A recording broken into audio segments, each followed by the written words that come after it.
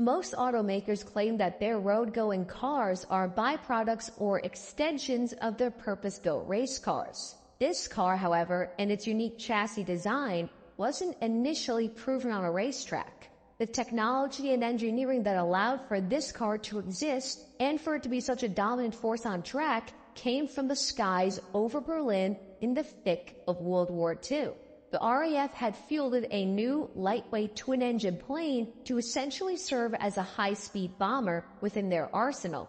This plane was the Havilland Mosquito, and its claim to fame that allowed it to be such an important weapon in the Allied arsenal was its unique wooden airframe, which served as the basis for one ex-de Havilland engineer and his business partner to build their iconic wood-framed sports car, which would end up having one of the longest and most fascinating production runs of any car. This is the story of the Marcos GT, the wood-framed British wonder.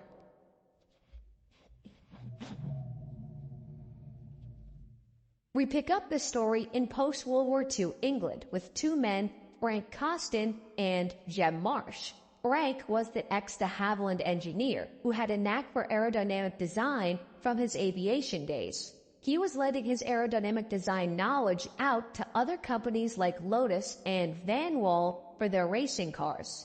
It was after this that he got involved with Jem Marsh, who had previously founded a company called SpeedX, which manufactured parts and even bodies for the Austin 7.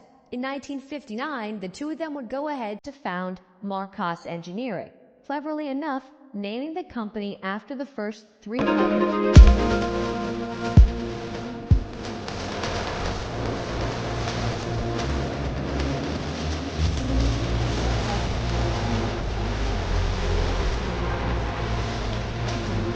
Heavily inspired by the Mosquito airplane. This new chassis design would be a full plywood design, and it can be seen here on screen. This first new experimental race car was named the Xylon. And now I know what you're thinking. This might be one of the most hideous creations to ever enter your eyesight. But there was a reason why the Xylon was so ugly. And that was because Jem, one of the founders of the company, was quite tall, and the roofline had to be high enough for him to be able to actually drive the car on track. But behind the eyesore of its exterior design, the Marcos Xylon was actually incredibly lightweight and saw some pretty good racing success when driven by the likes of Jem, Jackie Stewart, and other qualified drivers. Powered by the inline four-cylinder that sat behind a period Ford 105E, this little 1-liter pushrod engine produced 40 horsepower and 52 foot-pounds of torque. But this new car, thanks to its lightweight plywood construction, only weighed like 1,000 pounds, which made it insanely tossable and lightweight for its class. The only hurdle that this car faced from a commercial viability lens, though, was the looks. So the Marcos team went and redesigned the car with the help of the Adams brothers, who were the designers that were brought in after just 9 Xylons were built. They reworked the roofline of the Xylon heavily and ended up creating what they called the Luton Gullwing, which was a considerably better-looking rendition of the car that featured most notably gullwing doors, and it still is able to offer the extra headroom needed, but now it just did so in a far more visually appealing package. It almost kinda looks similar, in fact, to a low-drag Jaguar E-Type. Around 30 of these cars were made, with a few of them even being sold as road-going cars, not just race cars, before another design iteration happened with the Fastback. Now, this was the last iteration of the initial cars before the full launch of the road-going Marcos 1800 GT in 1964, which did share a lot of the Fastback's initial styling cues, just toned down for road-going use. But 1964 was when everything changed for the brand.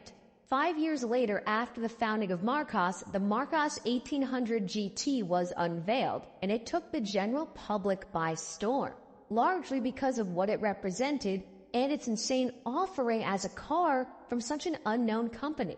At just 43 inches tall, the Marcos 1800 was incredibly low slung, and it looked more like a Jaguar than it did an MG. To this point, Marcos hadn't even built 100 cars yet, but then the 1800 GT came out of the gate and offered some truly amazing specs from such a small brand.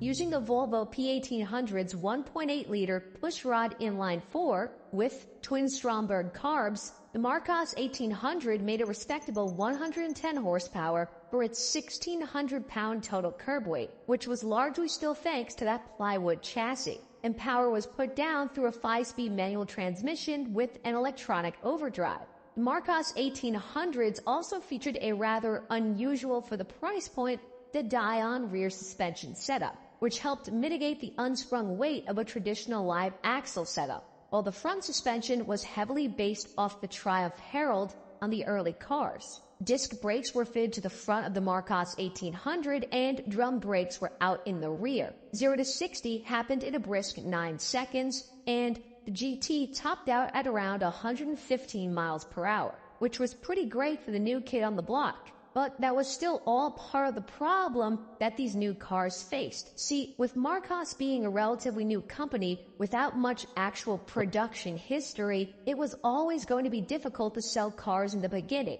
There's just no way to get around that. But with the 1800 GT and its die-on axle and Volvo powertrain, it was marketed at an MSRP of 1,500 Great British pounds, or $4,200 in 1964 money. This made the Marcos considerably more expensive than the Triumph TR4, for example, which cost around 1,000 pounds or $2,800. And remember, Triumph was a more established name. Marcos was struggling to sell these cars at the higher price point. By 1966, just over 100 GTs had been built, and they weren't selling quickly. So they needed to make a few concessions to cut costs down, which they were able to do all the way down to 1,300 Great British pounds or $3,600. And to lower the cost of the car, Marcos ditched the Volvo 4-cylinder and replaced it with a 1.5-liter Ford inline-4, which later became a 1.6 or a 1.65-liter version. And they also removed the die-on rear suspension setup for a traditional live axle of a Ford variety, as well as some other interior tweaks to save on price. And these changes paid off because now these newer, cheaper versions were great sellers for Marcos. The 1500 GT, 1600 GT, and 1650 GT sold around a few hundred or so cars amongst the late 60s. In 1968 saw the introduction of some even better engine options for the GT, including the odd Ford Essex 2-liter V4 engine and the first 6-cylinder option for the GT, which was the Essex V6, which made a range-topping 140 horsepower. But it was here in 1969 where things would take a very different turn for the Marcos cars. By this time, management had determined that the very thing that made these Marcos cars so lightweight, unique, and competitive as race cars had to be thrown away in order to improve the chances of commercial success for the road cars. The signature plywood chassis was now gone and replaced with a steel version for the rest of the Marcos GT's production run. But the brand did have a few more tricks up their sleeve that, as you'll soon see, made up for the departure of the wood chassis. With the steel chassis Marcos GTs came the era of the 6-cylinder cars, particularly the Essex Ford 3-liter V6 as the most popular power plant, with other 6-cylinders being available, such as the 3-liter Volvo inline-6 and even a handful of Triumph 2.5-liter inline-6s as well. These 6-cylinder cars represented the next batch of just shy of 500 Marcos GT cars, making their way to the market from 1969 to 1971. Albeit without their signature wood frame, the newer, larger displacement engine options helped solve any power-to-weight ratio differences from the newer steel chassis cars and actually made a lot of them overall faster. The cars were starting to sell well. U.S. exports were also now occurring, and things were looking good for Marcos. So much so that they expanded their factory to a new location in 1971 to support their increased sales volume, and that would give them room to grow in the future. However, this was when disaster would strike. The seemingly lucrative U.S. export market proved to set off a chain reaction of insolvency that would wipe out all the brand's growth and momentum. Some U.S. cars were getting kicked back to the U.K. as they allegedly were not meeting the U.S. regulations to be imported, even though the U.S. Marcos GTs did already undergo a series of changes specifically for that. This posed a major problem for Marcos at the worst time ever for them. They had taken on leverage, and they were doing all this to grow with the new factory. But these export problems caused significant financial strain with those 20 to 30 cars that were affected, and when compounded with the actual cost of the factory, Marcos had to close its doors in 1971, and the company went dormant for years. But then it was revived, and the next chapter of our story begins some 10 years later in 1981. See, over the 10-year dormant period, not much happened, except for Jem Marsh, who, if you remember, was one of the original founders. He bought the Marcos name back in 1976, and this was part of his 5-year plan to bring the brand back from the dead in 1981 with some exciting new models as well as some familiar faces. Initially, upon bringing back the Marcos GT, the existing 6-cylinder and 4-cylinder variants were now available as kit cars to be built by the customer using the initial engine types, as they were still relatively easy to find, as well as some new power plants as well, like the Ford Cologne V6 or even the inline 4 from the Pinto. It's estimated that around 100 of these cars were produced, almost all of them in kit car form, but for the first few years, this gave Marcos some of the capital that they needed to be back in business. Then, in 1984, the first new Marcos product offering in over a decade was here. Enter the Marcos Mantula. This car ushered in a new era for the classic design, which now began to take on a progression similar to the Porsche 911, by keeping the same core design and just slightly iterating and evolving it every few years. But the greatest evolution happened under the hood. Gone were the plethora of old engine choices, and in there sat a new one. And this engine was the formidable Rover 3.5-liter V8, or as most of us know it stateside, as the cousin of the aluminum Buick 215 V8. This engine really ended up taking England by storm at this time, and it was easy to see why looking at the new Marcos Mantula. With this V8 under the hood, power was increased to a record 190 horsepower and over 200 foot-pounds of torque, which meant that the Mantula, which was still a super lightweight car, could now rip off a 0 to 60 time in the mid to high 5-second range. And it was also now much livelier in the lower RPMs thanks to the torque of the V8, which was backed up with a more apt 5-speed manual transmission. Other quality of life changes were also made, such as a slightly upgraded interior and the eventual introduction of an independent rear suspension setup. The Mantulas were also sold mainly as kit cars, starting in 1984, with their production stretching all the way to 1992. And they were also available as roadsters or coupes. Total estimates say that just under 300 of these cars were built in coupe and spider format, with an overwhelming majority of them being sold as kits, although a handful apparently were sold fully assembled. This new Mantula seemed like the perfect iteration for Marcos, but with all these new quality of life changes, the car, even in kit form, was still pretty expensive. So in an effort to not lose out on the price-conscious buyers, Marcos then launched the Martina in 1991. The Martina was a lower-priced entry that used the running gear from a Ford Cortina underneath, including the powertrain and pretty much all the suspension bits to keep them more affordable. They just bolted up to the Marcos body. These cars entered production in 1991 and were killed off in 1993 to make room for the newest flagships in a long line of the Marcos GT cars. These new cars were the Mantaras and the LM series cars, with the major difference being that these new cars were nearly now all factory built. Marcos had done a complete 180, and they now wanted to be cemented again as a manufacturer and not just a kit car company. The Mantara was the next evolution for the road-going cars, featuring a reworked body with more aggressive wheel arches to give the car a more muscular 90s aesthetic. the Rover 3.5 V8 was now also replaced with the 3.9-liter fuel-injected variant.